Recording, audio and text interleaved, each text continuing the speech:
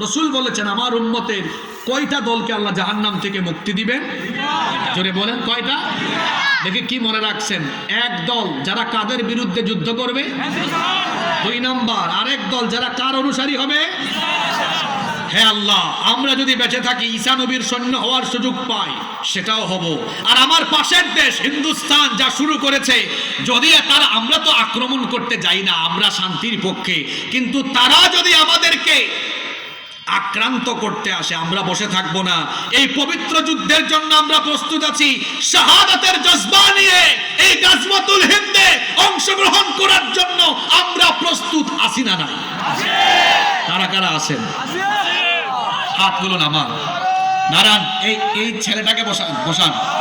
একবারে স্লোগান দিয়ে গেল কোরআন, গেল হাদিস, এবার বাস্তবতা দিয়ে করে তারপরে আমি ফিনিশিং দিব।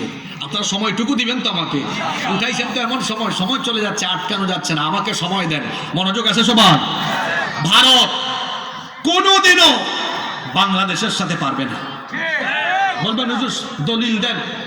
এক নম্বর দলিল রাসূলের হাদিস।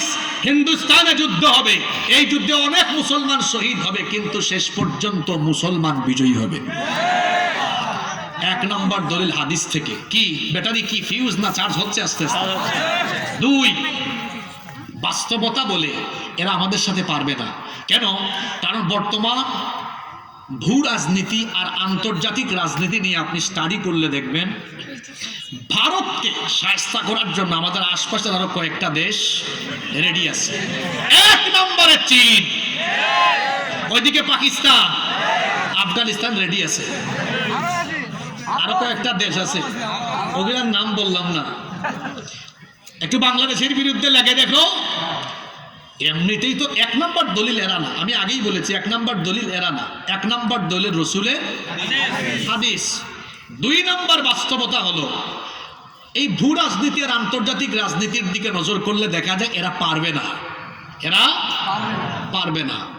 আজ আপনারা দেখেছেন ভারতীয় মিডিয়ায় মিথ্যাচার অপবাদ রটাতে দুই দেশকে আজ যুদ্ধের পরিস্থিতিতে দাঁড় করিয়ে বর্তমানে তারা কি করছে, তাদের মিডিয়াতে আপনারা দেখবেন কি হুমকি ধামকি।